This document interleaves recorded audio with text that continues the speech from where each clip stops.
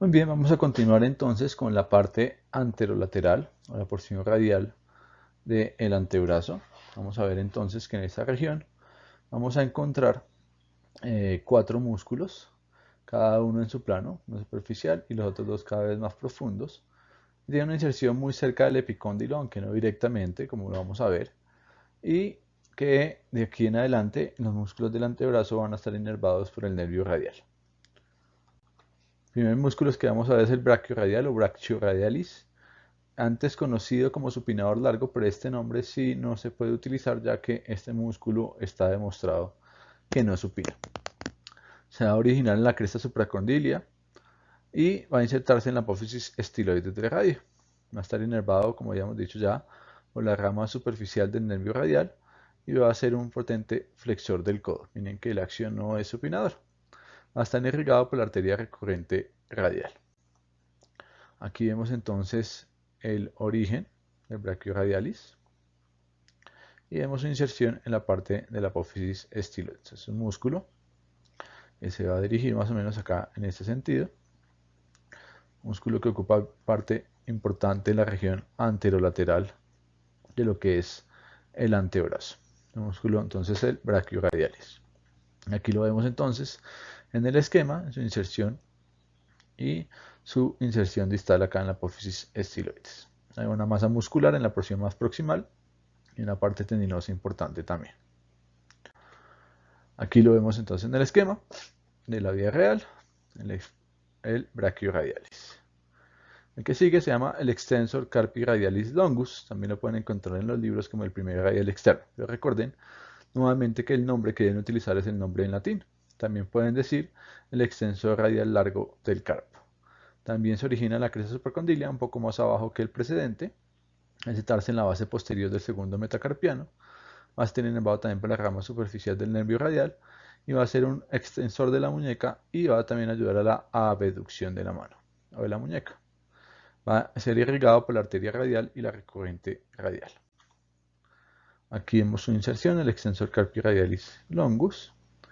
Y vemos entonces que si ustedes buscan su inserción distal, ¿sí?, la vamos a encontrar aquí en el plano posterior, ¿sí?, en la región posterior de la muñeca. Entonces viene de anterior, pero se va hacia atrás, con la línea punteada, y se inserta finalmente por acá.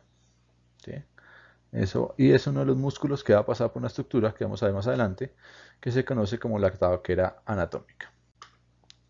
Seguimos aquí, acá lo vemos entonces. Vemos que cuando hablamos de longus en anatomía se refiere al tamaño del tendón, y aquí lo vemos entonces en su inserción distal. Y el extensor carpi radialis brevis, también conocido como segundo radial externo, se inserta así directamente en el epicóndilo, está en la base posterior del tercer metacarpiano, está inervado también por la rama superficial del nervio radial, tiene una acción extensora sobre la muñeca y también abducción, igual que el anterior, y también está irrigado por la arteria radial o recurrente radial. Aquí vemos entonces nuevamente su origen acá en el epicóndilo, y recordemos entonces su inserción, aquí la vamos a tener, el brevis acá.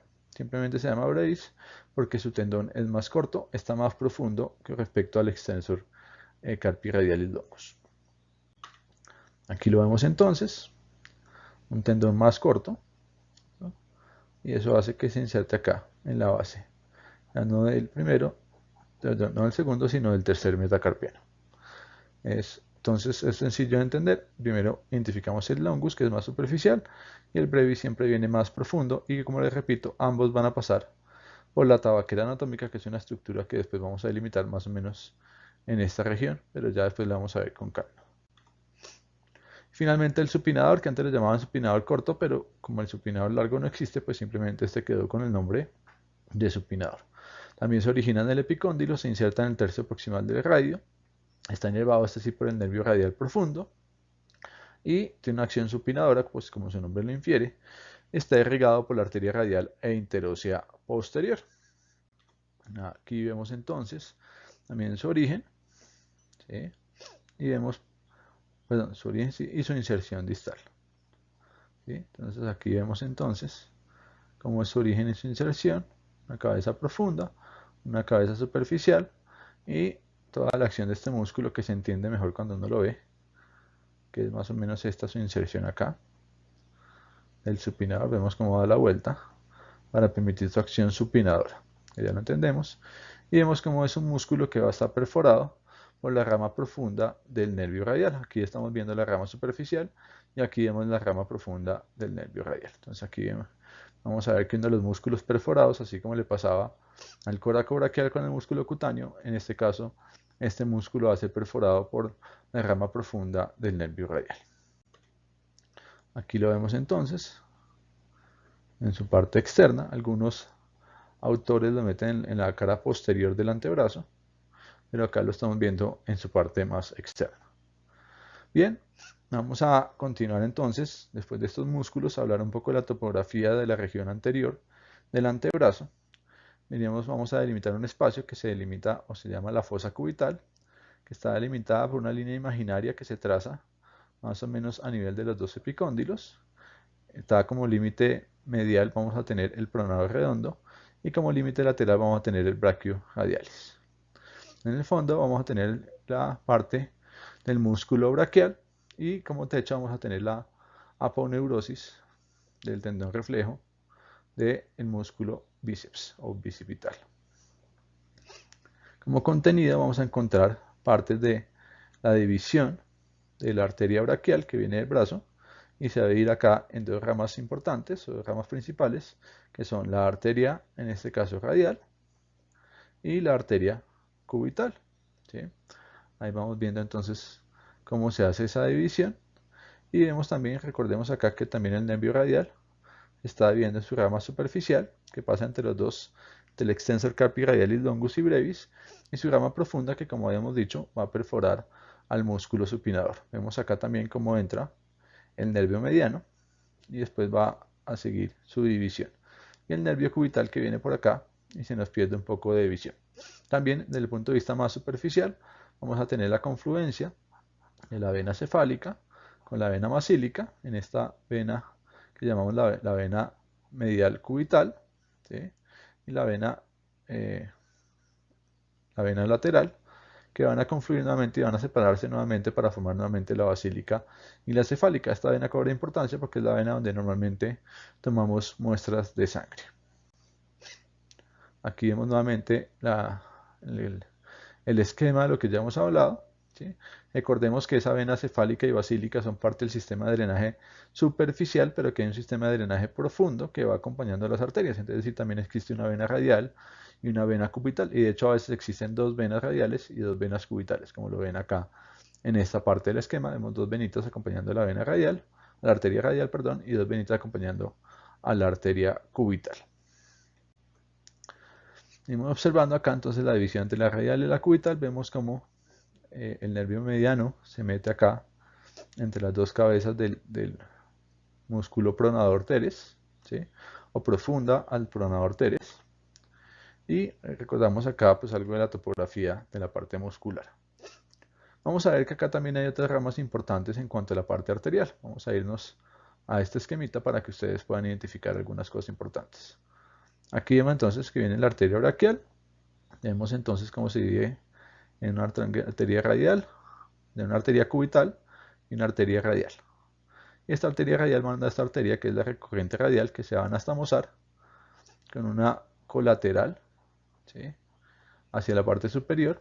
Y también tenemos una arteria recurrente ulnar, recurrente cubital, que también se va a anastomosar para formar parte importante de la irrigación del codo. Pero hay otra arteria muy importante acá, que es este tronquito, que es el tronco de las interosias. Va a mandar tres ramas que les voy a hacer en este momento más para que me las entiendan acá. Una rama que se viene por delante, que se llama la arteria interósea anterior, y una rama que se va por detrás, que se llama la arteria interósea posterior, en relación con la membrana interósea. Pero del tronco también sale una ramita colateral, que la denominamos la recurrente interósea, la arteria recurrente interósea, que también se va a anastomosar con algunas ramas para formar parte de la articulación del codo. Entonces eso es muy importante que lo tengamos en cuenta. Si seguimos viendo la arteria radial y la arteria cubital hacia la palma, va a formar algo que se llama el arco palmar superficial y el arco palmar profundo. Y cuando vean la clase de mano, van a profundizar muy bien cómo es la conformación de esa estructura. Si vemos acá también al nervio mediano, vemos entonces como les decía, va a pasar acá profundo al flexor de los dedos, al flexor profundo de los dedos, y va a dar una herramienta importante que es un nervio interóseo que va a ser encargado de irrigar algunos de los inervar, perdón, algunos de los músculos de esta región del antebrazo y va a continuarse como el nervio mediano. Va a pasar también por el túnel del carpo, completando 10 estructuras, y antes de pasar va a mandar una ramita, que es una arteria, una rama palmar, para dar inervación sensitiva en la mano. Ya posteriormente veremos cómo es la distribución sensitiva. Aquí vemos cómo pasa el nervio cubital por el canal epitrócleo-lecraniano. Recordemos que cuando nos golpeamos en esa región sentimos la sensación de dolor debido a la percepción o el dolor en ese nervio. Y vamos viendo nuevamente otra vez acá la arteria braquial, recordando nuevamente la arteria cubital. Entonces el tronco de las enterosas es una rama de la arteria cubital, una enterosia anterior, una enterosia posterior, sigue siendo la arteria cubital por acá, se mete profunda, por eso no es fácil de palpar. La arteria radial, que continúa acá, va a transitar por algo que se llama el canal del pulso, que está delimitado por la parte medial por el flexor carpi radialis y por la parte lateral por el brachioradialis. Son los límites de ese canal del pulso. Acá esta arteria radial se nos divide en una rama superficial y una rama profunda que va a ir a pasar por la tabaquera anatómica, y lo mismo hace la arteria cubital, se divide en una rama superficial y una rama profunda, la cual también van a formar y van a conformar entre ellos al arco palmar superficial y el arco palmar profundo. Como les digo, es un tema que complementarán en la parte de la mano.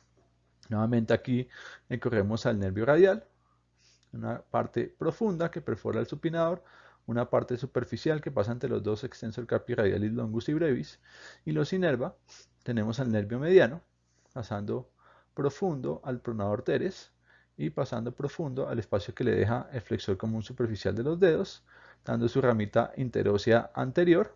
Vemos que la rama interósea posterior es una rama del nervio radial, de ese nervio radial profundo.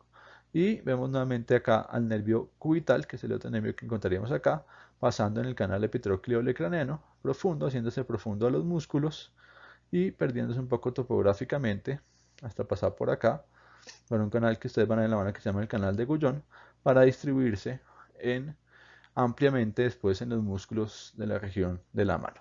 Entonces, esa es la parte topográfica de la mayoría. Aquí vemos nuevamente la parte de las arterias interóseas, una interosia común, una recurrente interosia, ¿sí? Algunas arterias nutricias tanto para el cúbito como para el radio. Aquí seguimos a la arteria, en este caso interósea anterior, ¿sí? Y hacia atrás la arteria interósea posterior, la arteria interósea anterior acompañada por el nervio interóseo anterior, recordemos que es rama del nervio mediano. Aquí en la región topográfica, entonces tenemos cortes a distintos niveles. Este corte está al nivel A, más o menos a la parte proximal del cúbito del radio, un corte más o menos en la parte media y un corte en la parte distal. Aquí entonces podemos ver las divisiones aponeuróticas, vemos la parte de las venas superficiales, como habíamos hablado de la vena basílica y la vena cefálica. Vemos el sistema profundo, dos venas acompañando a las arterias. En este caso estamos viendo al nervio mediano acompañado por la arteria braquial y sus venitas.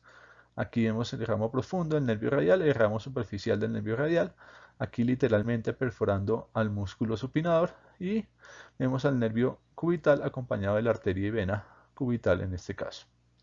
Vemos acá también nuevamente toda la parte superficial, alcanzamos a ver el nervio mediano y empezamos a ver los nervios interóseos posteriores y anteriores por delante y por detrás de la membrana interósea, algunos nervios superficiales que vamos a ver después encargados de la inervación sensitiva, y finalmente acá la organización de los tendones y las estructuras que van a pasar por el túnel del carpo. Entonces vamos a ver entonces acá algunos tendones que, como ya hemos dicho, van a pasar por esa estructura bastante importante que es el túnel del carpo. Entonces van a ser los 4 tendones del flexor superficial de los dedos, ¿sí?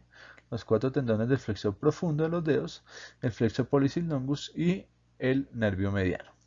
Después vamos a ver que todos estos músculos de la región posterior también se organizan de acuerdo al retináculo extensor. El techo del túnel del carpo sería el retináculo flexor, y aquí pues no lo estamos viendo muy bien esquematizado. Sin embargo, acá lo que quiero que también noten es la organización de los tendones, ¿sí? Como no es en una línea recta, sino que vienen como organizados de una manera diferente a la organización del músculo. Muy bien, esto era todo por la segunda entrega. Espero que hayan tenido claro la parte topográfica y regresaremos con la parte de la región posterior del antebrazo. Muchas gracias.